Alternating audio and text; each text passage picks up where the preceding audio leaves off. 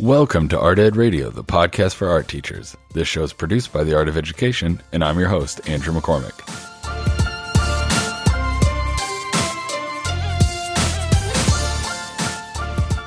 A few weeks ago, we had on the one and only Tricia Fuglestad to talk about all things STEAM education at the elementary level. Well, I'm happy to be back on with the equally impressive STEAM education extraordinaire, Anna Nuttall, to talk about how STEAM education looks and functions at the secondary level. Anna is an excellent middle school teacher in the New Hampshire area and has been a longtime adjunct instructor at the Art of Education, and STEAM is her passion. You know, I used to think that I was big into STEAM, and then I had a chance to sit down and talk with Anna, and man, she blows me out of the water. Her approach and interest in science and how the arts can actually make STEM education work better is just awesome. You're all going to really enjoy this conversation. Anna is just an absolute treasure trove of STEAM knowledge. So we've tried to gear these STEAM podcasts to teachers out there that are feeling the STEAM pinch. You know, maybe it's something that you want to do on your own, or maybe it's something that's being put upon you. Maybe you're like Anna and this will all just come naturally, or maybe this whole arts integration into STEM is a bit of a stretch for you. Whichever camp you fall into, AOE's project-based art room is an awesome opportunity and an awesome class for you. In the class, you'll see connections in the arts and STEM, PBL, arts integration, makerspaces, and you'll connect with other great like-minded art teachers out there. The project-based art room is a 3-credit class and new sections start up every month. So head on over to theartofed.com and check out this and all the other great classes under the courses tab. So after last week's epic 30-plus minute rant on drawing that Tim rolled out, I think I'll keep this short and sweet and get right into the interview.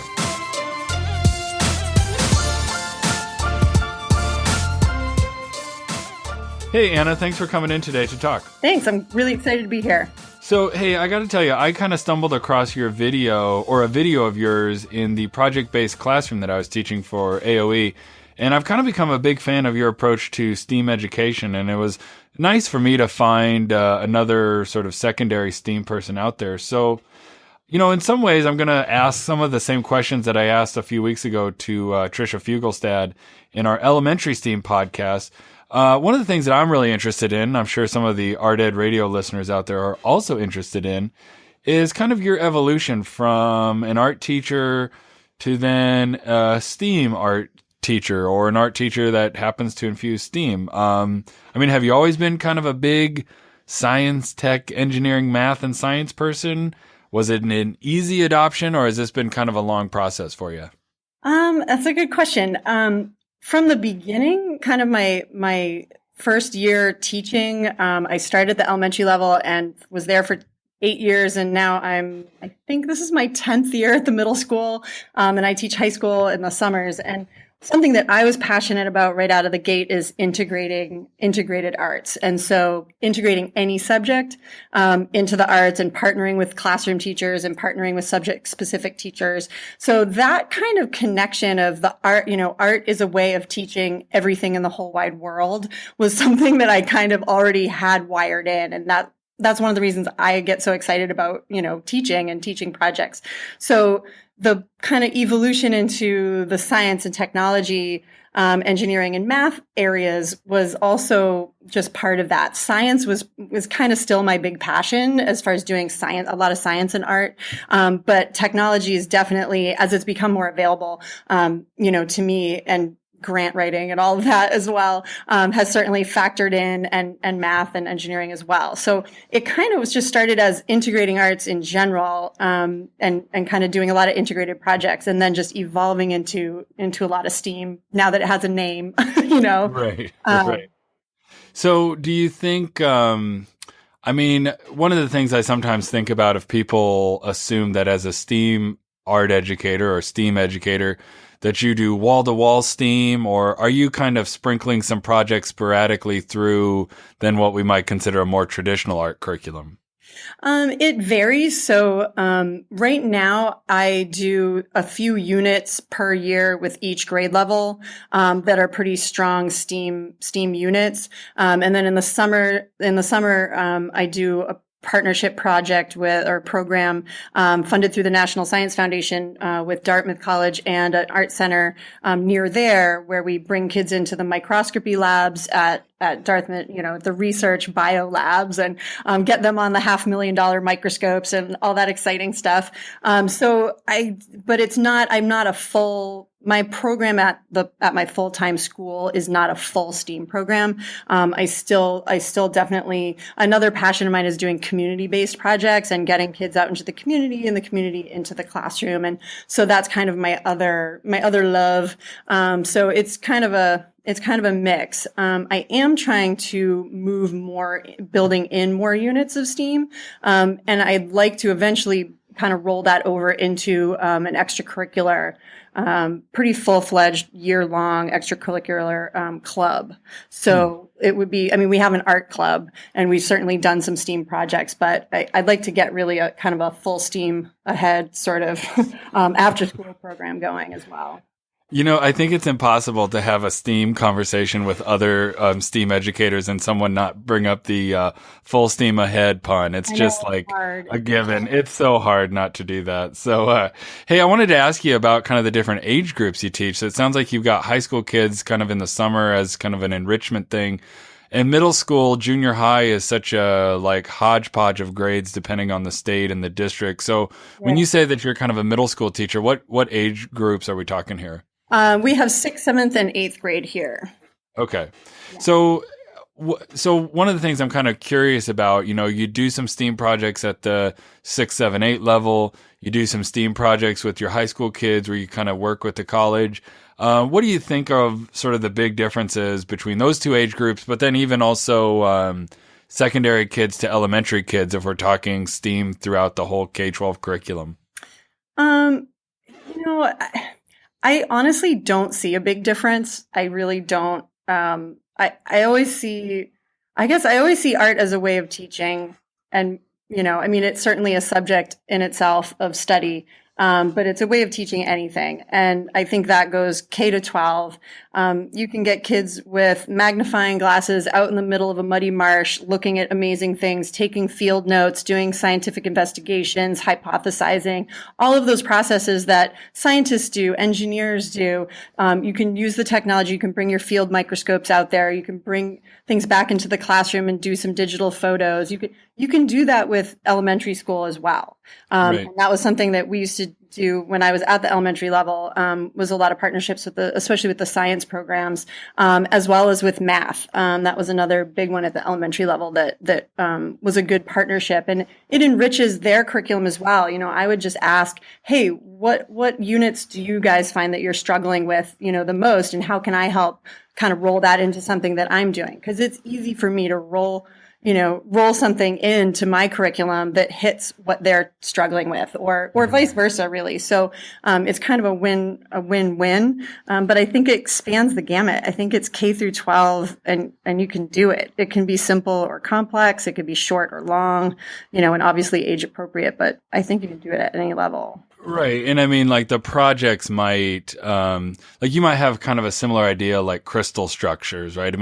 What a high school kid's going to do with that sort of a lesson plan versus like an elementary kid, it might look different, but like they're still kind of learning some things. Right. I think the process, that thinking process, is the same process. You're still teaching them to observe, investigate, experiment, discover, interpret. So you're still doing a lot of that, synthesize it, that information with their experience and hopefully generate something new from it.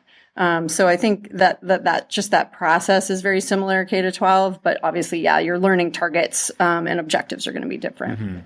So, one of the things I think about as STEAM has kind of gotten bigger and bigger and more teachers and districts are thinking about ways to adopt it and infuse it. I just think about why. So why would an art teacher want to take this on? So I want to ask you, I know I could speak to this, and I've taught a more traditional principles and elements sort of curriculum when I first started. And then I think about, what do our kids get out of a more STEAM curriculum? What do you think your kids are getting out of this that they may not get in a traditional art classroom? I think it's a way of making their environment and what's around them even more exciting. So your science is, you're surrounded by nature, you're surrounded by your environment, you're surrounded by all of the things that are science, right? You're a piece of science, we, as humans. And so studying that we get to study that through a different lens. So they're studying, all the human body systems in 6th grade right now. Well, we can study them in art, but we're going to interact with them with a whole new multisensory way. And so it can make that content that much more exciting and engaging. And from the art perspective, we can do sculpture, we can do watercolor, we can still hit all of those elements and principles, and I can still hit all of my district, state, and national core standards. And I'm just changing up the subject matter to be something that is that's exciting to them, and that they can sometimes bring in, if I'm kind of tagging on a grade level target, then they get to bring in a little bit of prior knowledge to it. And that excites them, that they're bringing that to the table and we're all learners in the room and we're sharing, or vice versa. If I'm the one that's kind of bringing it to the table, they're going to hear it again in their classroom a little bit later. They're going to be like, hey, I know something about this. We did this thing. So it kind of just feeds off each other, and it's exciting. So I think it kind of brings an added energy to it. And for me, like I said, I might be teaching paper mache, and we can build in a STEAM subject as our study. So it's so flexible. I think that's what I love so much about teaching art, is you can kind of morph it into anything. Right. And I think we do that better than anyone else. And the other thing I think art teachers do better than probably anyone else in the building is we're just a natural at making things be hands-on and project-based and immediate. I've always thought that, I sometimes hear kids kind of grumble about how they don't like science class and they don't like math class. And I don't necessarily disagree with them, because I don't think kids like learning about science necessarily. I think they like doing science, and they like playing with science, and they like experimenting with science. And, in our buildings, there's no one that comes more natural to than the art teacher. And we can be a great resource, like you said, to kind of work cross-disciplinary or by integrating the arts. And, I actually have to take exception to one of your words and call you out on something in a nice way here. The word, study, like we can study science, we can study math. That word with our students has such kind of a negative and boring connotation, because I can study for my test, or I can Right. study about math. You're right. In the arts, we learn about it, but we do it by playing with the science, or experimenting with the science, or creating art with the science. Absolutely. I think you're building on curiosity and discovery. And those two things are kind of the foundation of the art approach to science or technology or engineering and math. And you're not just following directions. You're choosing and you're creating your own direction based on your own experiences that you're touching, you're feeling, you're investigating, you're looking, you're taking, you know what I mean? So you're kind of creating your own trajectory in the art room, which is what keeps it exciting and kind of kicks off their intrinsic motivation to learn. So I agree. I mean, study definitely has a bad rap. Right. But, hey, maybe we can give it a better rap. Yeah, totally. Well, because study could encompass more hands-on experimentation, playful sort of investigations, not just memorize these facts, write them down, sink them into your brain. That's just totally boring. Right.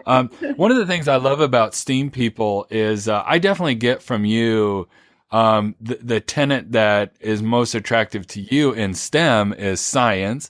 And I think a lot of people, it's, maybe the engineering or the technology side. And I think it's really great that, your interest in science. And I have kind of an unusual question for you, one that I didn't think I was going to ask, but I'm just imagining a listener out there who's like, I don't like science. I never had a great experience with science. I don't like math. I never liked math. I don't think like an engineer. Do you think that there are art teachers out there that, despite the fact that they've never really glommed on to STEM in their own learning, could actually run a STEAM curriculum despite all of that?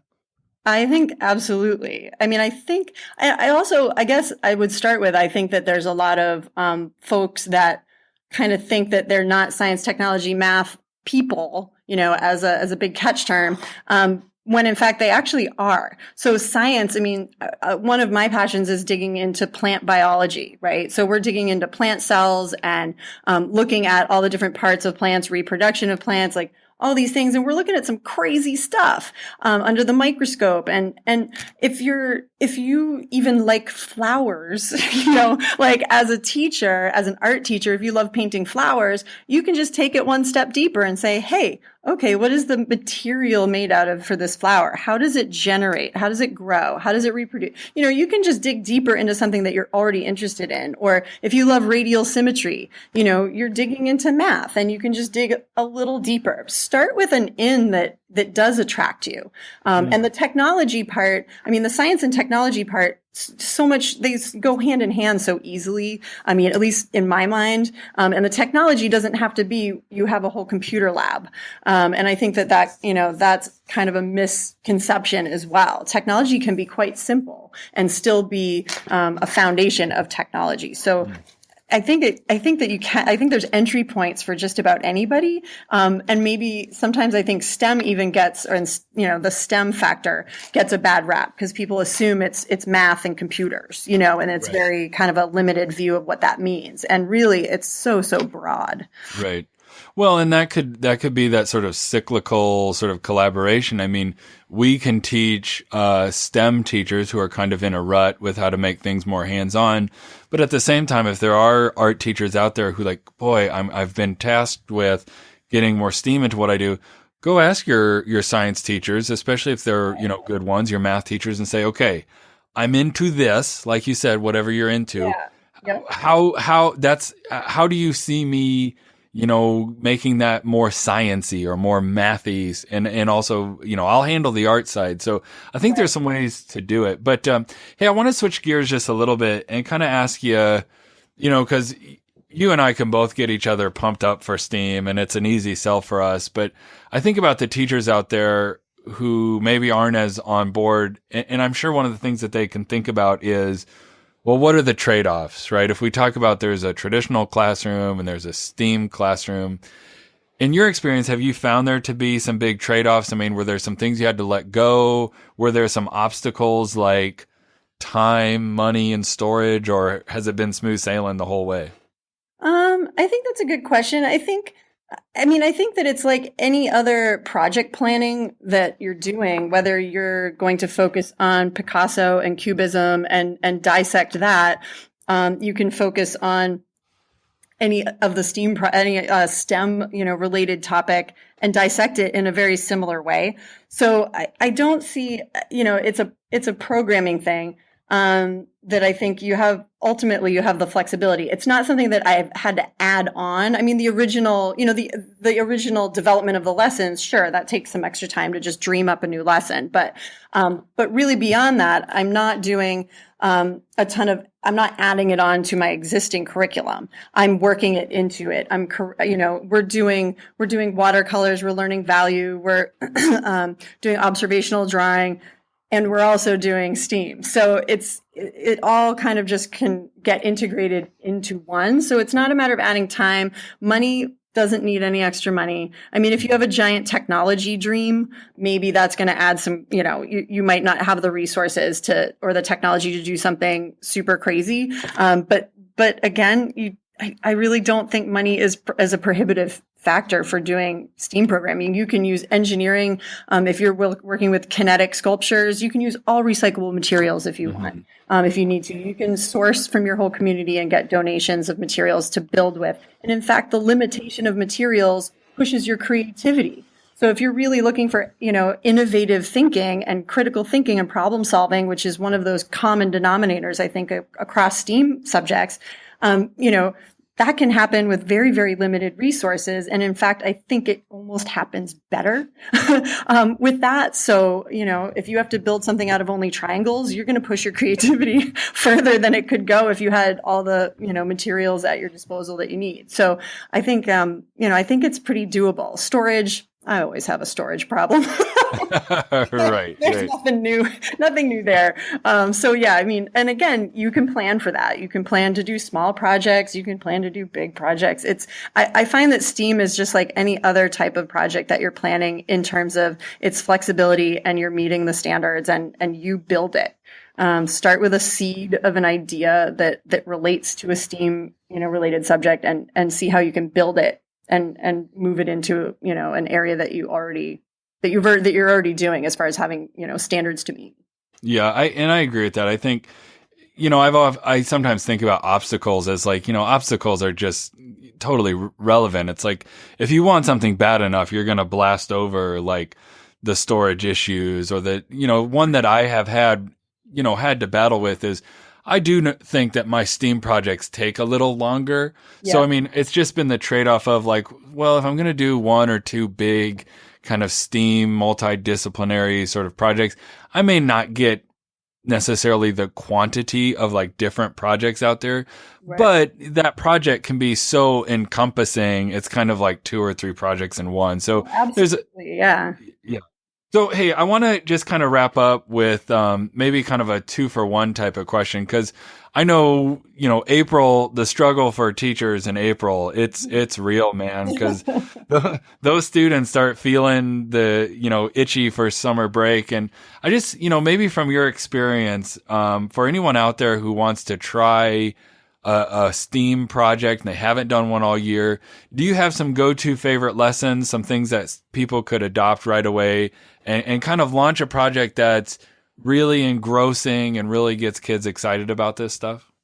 I mean, as far as projects that are, completely doable. I mean, even something like, observational drawing, which hopefully they've hit at some point this year already. But even something as simple as that, but shake it up. And, if you're searching up photos and doing your slideshow and having photos available, of microscopic views of things, whether it's a cross section of a blade of grass, which you would be surprised is full of smiley faces, which makes them all crazy with excitement. There's some really weird stuff out there once you look under an electron microscope, right? So if you're looking at images just from online that anybody can get, you could pull together a slideshow in no time. And you're pulling up electron microscope pictures of insects. They're going to go crazy. So then you have a project where you've got electron microscope images of insects. They do observational drawings of those, and then they get to fill in that they're taking over a city or they're driving in the car with them, or you can take it into fun directions. And get kind of crazy with it. And it could be as simple as a drawing project, but they got to investigate something from a whole new perspective. They got to see something they can't see with the naked eye. They can, they've learned about what an electron microscope is. And so, that kind of thing, you're building in technology, even though they might not have that microscope, you're giving them the view as if they did. And it's exciting and it's simple. It could be pencil drawings with value. It could be, as simple as that. So I think it can be, you can make STEAM as simple or as complicated as you want. I mean, mine, like you, a lot of them can go long if I want to do that, but I'm also hitting a lot of different, things along the way, a lot of standards along the way. So Anna, I want to kind of get you out of here on this. So for people who listen to the Art Ed podcast, a couple episodes, they'll know every once in a while I ask questions of either Tim or a guest that kind of, validates my own sanity or lack thereof or tenuous grasp of, because I want to make sure I'm not the only crazy one that has this idea. I think that STEAM education people, STEAM teachers can have like just pipe dream projects, big projects that just they are thinking big, and then for whatever reason, reality kind of snaps them back down to earth. Tell me that you have some crazy pipe dream projects, and I'm not the only one. Oh, I've got several, but they're all going to happen. They're not going to hit the ground. So I think the most recent one is probably I want to have the kids collaboratively figure out how to design sustainable life and food sources, but make a actual space station to do it on. So I want them to construct a space station, like a faux space station, and then they have to do all the research and looking through the microscopes and learning about plants, plant reproduction, all that sexy science, and how ethylene works. And these are things I've worked with them in the summers on, and we've built giant protein chains that are 40 feet long, and we've done amino acid weirdness and all that kind of crazy stuff. But I want to do it on the most artistically strange, amazing space station so that they are growing their own food, but obviously not really. We're going to make it very artistic food and build a space station that could actually sustain a sustainable food source. Well, okay. Now, hold on. See, now I feel bad that I asked because my pipe dreams are like really lame compared to yours. You're like alternate life forms and things going into orbit. Aliens involved for sure. It'll go fantasy Star Trek at some point for sure. Like, I just want to build a catapult and like chuck pumpkins and then like make pumpkin pies with it. I think that would be amazing. But with water balloons full of tempera paint, and cool. I tell you, those interns dressed in Tyvek suits never had so much fun. Oh, that's cool. Well, one of these days we're going to have to get together again and share notes on our pipe dreams, and we're just going to have the craziest curriculum ever the world has ever seen. I think that's a great plan. All right. Thanks, Anna. Thanks for coming on. Thanks so much for having me. Holy cow. Anna's pipe dream is to build a space station. That's awesome. I think if you put Anna and I together for an extended period of time, our curriculum would get real weird, real quick, and it would be awesome. I love those big ideas that she's coming up with and those connections to science that she just naturally finds. And much like at the elementary level, STEAM education doesn't have to be something, quote unquote new that we do. It's, something that with a few small tweaks and better explaining, stuff that we already do, and we can sell and make the art connection to STEM more visible and more meaningful. We are the people that do PBL and cross-curricular education like STEAM better than anyone else in our school building. I almost said this during the talk with Anna, but I kind of held my tongue, but I'll say it here and now. We are the administrators of creativity. We are the most important teachers in the building, and even in the district. And of course, I'm biased, but come on, we all know it's true.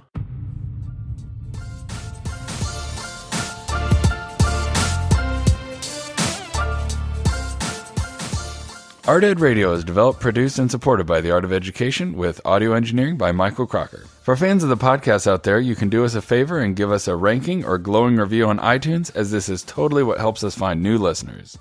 As always, new episodes of Art Ed Radio are released every Tuesday, and additional content can be found under the podcast tab on theartofed.com. All right, thanks for listening.